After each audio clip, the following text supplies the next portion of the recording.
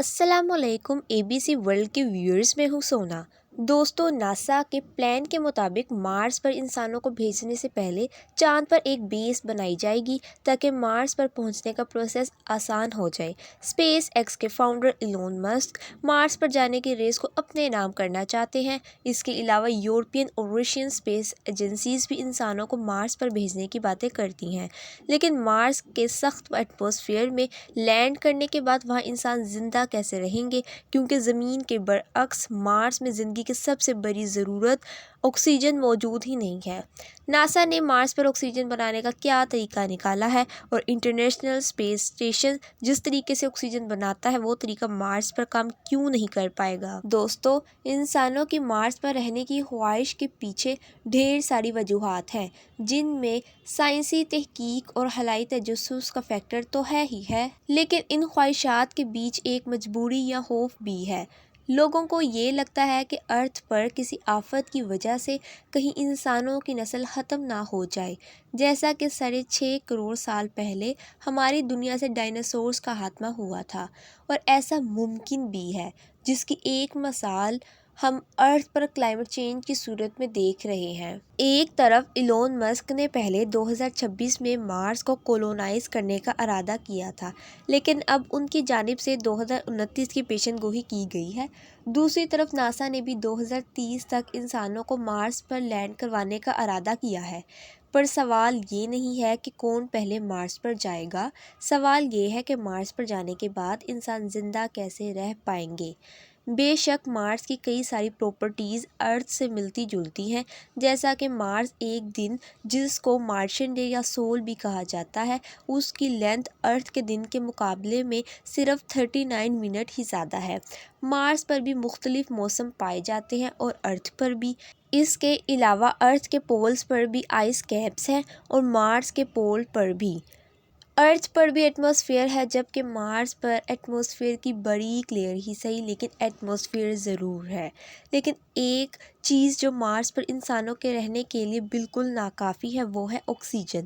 تو آخر مارس پر یہ آکسیجن گیس کیسے بنائی جائے گی، وہ بھی ایک دو لوگوں کے لیے نہیں بلکہ مارس کی ایک پوری کالونی کو آباد رکھنے کے لیے۔ ایکسٹریم سچویشن میں انسانوں کو زندہ رکھنے کی بات کی جائے تو سب سے پہلے ISS کا خیال آتا ہے۔ ISS یعنی انٹرنیشنل اسپیس اسٹیشن کا۔ اس کو آج اسپیس کی ہارش کنڈیشن میں 25 سال گزر چکے ہیں اور ابھی تک یہ لگاتار انسانوں کو آکسیجن اور صاف پانی بنا کر دیتا رہا ہے۔ ISS میں 4 سے 5 ایسٹرونٹس ہر وقت موجود رہتے ہیں، جن کی روزانہ پانی کی ریکوائرمنٹ کم سے کم بھی 45 لیٹر ہے، یعنی مہینے کی 1350 اور سال کی 16,200 لیٹر۔ اس کے علاوہ ISS پر 1000 کلو گرام آکسیجن گیس سالانہ استعمال ہوتی ہے۔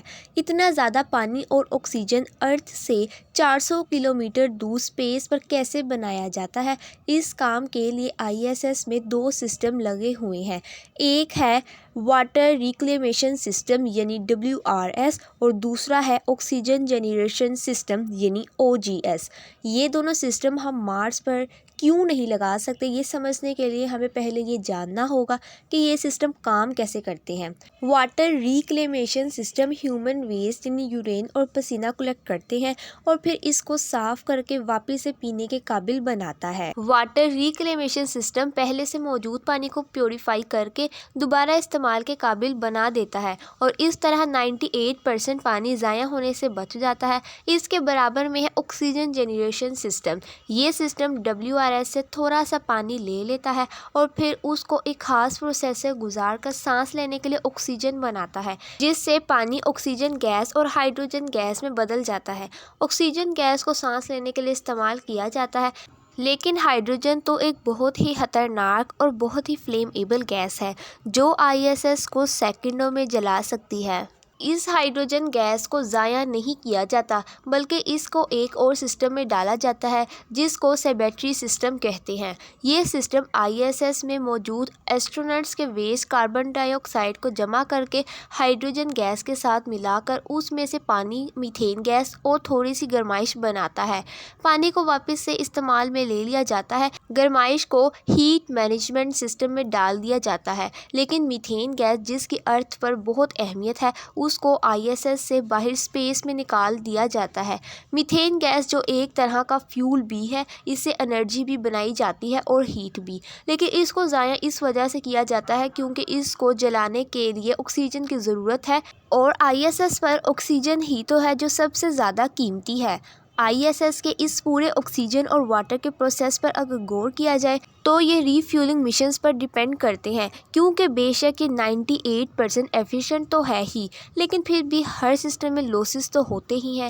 اسی وجہ سے ہر 6 مہینے یا 1 سال کے بعد پانی اور آکسیجن کو زمین سے لا کر ISS میں ڈالا جاتا ہے۔ یہ ری فیولنگ مشنز بہت مہنگے ہوتے ہیں، جن میں صرف 1 لیٹر پانی کو 400 کلومیٹر اوپر ISS تک پہنچانے کا خرچہ $2500 سے بھی زیادہ ہوتا ہے، لہٰذا 22.5 کروڑ کلومیٹر دور مارس پر اسی طرح سے آکسیجن بنانا کسی بھی طرح سے ممکن نہیں ہے۔ اس کے لیے کوئی ایسا سسٹم بنانا ہوگا جو مارس پر ہی موجود ریسورسز کو استعمال کر کے اس میں سے آکسیجن بنائے۔ 2021 میں جو ناسا کا پرسیورینس روور بھیجا گیا تھا، اس میں اسی تجربے کے لیے ڈیوائس لگائی گئی تھی جس کو موکسی یعنی مارس آکسیجن ISRU ایکسپیریمنٹ کا نام دیا گیا ہے۔ ISRU ایک اور مخفف ہے ان سیچو ریسورس یوٹیلائزیشن، جو یہ بیان کرنے کا ایک تکنیکی طریقہ ہے جسے ہم میں سے اکثر لوگ زمین سے دور رہنا کہتے ہیں۔ ISS میں تو پانی کا سورس ری فیولنگ ہوتا ہے، لیکن مارس پر پانی ڈھونڈنے کے لیے اس کے پولر کیپس تک جانا ہوگا یا پھر کئی فٹ نیچے ڈرل کر کے برف نکالنی ہوگی۔ اسی وجہ سے موکسی مارس کے ایٹماسفیئر سے ہی کاربن ڈائی آکسائیڈ کو یوز کر کے اس میں سے آکسیجن بناتا ہے۔ کیسے؟ آسان لفظوں میں سمجھایا جائے تو مارس کے ایٹماسفیئر میں 95% کاربن ڈائی آکسائیڈ ہے۔ موکسی باہر کے ایٹماسفیئر سے کاربن ڈائی آکسائیڈ پمپ کر کے اس کو پریشرائز کرتا ہے اور پھر اس کو ایک الگ الیکٹرولائزر میں ڈال کر 800 ڈگری سیلسیس کے ٹمپریچر پر ہیٹ کیا جاتا ہے، جس سے کاربن ڈائی آکسائیڈ میں سے آکسیجن گیس الگ ہو جاتی ہے۔ یہ الیکٹرولائزر گولڈ کا بنا ہوتا ہے، کیونکہ گولڈ ایک ایکسیلنٹ ہیٹ کنڈکٹر ہے جو پرسیورینس کے دوسرے پارٹس کو گرمائش سے بچاتا ہے۔ اس پروسیس میں کاربن ڈائی آکسائیڈ سے آکسیجن گیس کے ساتھ کاربن مونو آکسائیڈ بھی پیدا ہوتی ہے۔ اس کا نقصان یہ ہے کہ اگر اس پروسیس میں کاربن بالکل الگ ہو گیا تو وہ کاربن کی ایک لیئر بھی بنا سکتا ہے، جیسا کہ کوکنگ پین کے نیچے دیکھنے کو ملتی ہے، اور یہ لیئر پرسیورینس کو نقصان پہنچانے میں دیر نہیں کرے گی۔ اس کی وجہ سے اس پروسیس کو بڑی احتیاط کے ساتھ پرفارم کیا جاتا ہے۔ لیکن مارس پر موکسی ایک وقت میں کتنی آکسیجن پروڈیوس کرتا ہے؟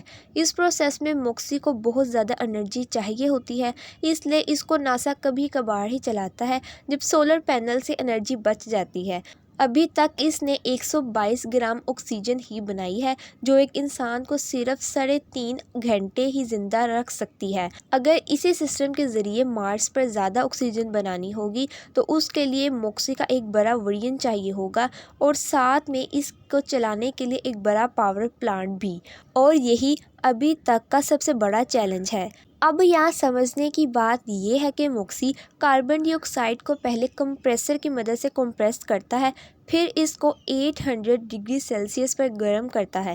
ان دونوں پروسیسز کے لیے بہت زیادہ انرجی ریکوائرڈ ہے۔ اس مسئلے کے سولوشن کے لیے سائنٹسٹ ایک فیوچر ٹیکنالوجی پر کام کر رہے ہیں جس میں کاربن ڈائی آکسائیڈ کے مولیکیولز کو کم ٹمپریچر پر ہی توڑا جا سکے۔ اس میں کاربن ڈائی آکسائیڈ کو ہیٹ کر کے نہیں، بلکہ اس کے اندر وائبریشن پیدا کر کے اس میں سے آکسیجن مولیکیول کو الگ کیا جائے گا۔ فی الحال اس ٹیکنالوجی کو لیب میں ٹیسٹ کیا گیا ہے، لیکن ارتھ کے ہائی ایٹماسفیرک پریشر اور ٹمپریچر کی وجہ سے یہ ایکسپیریمنٹ ارتھ پر کرنا ممکن نہیں ہے۔ لیکن مارس کا ایٹماسفیئر اس کام کے لیے بالکل پرفیکٹ ہے۔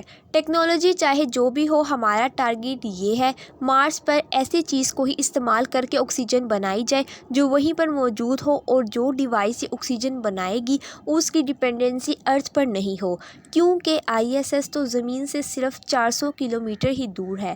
اگر وہاں کا آکسیجن جنریشن سسٹم خراب ہو گیا تو ایسٹرونوٹس کو واپس ارتھ پر بھیجنا اتنا بڑا مسئلہ نہیں ہے۔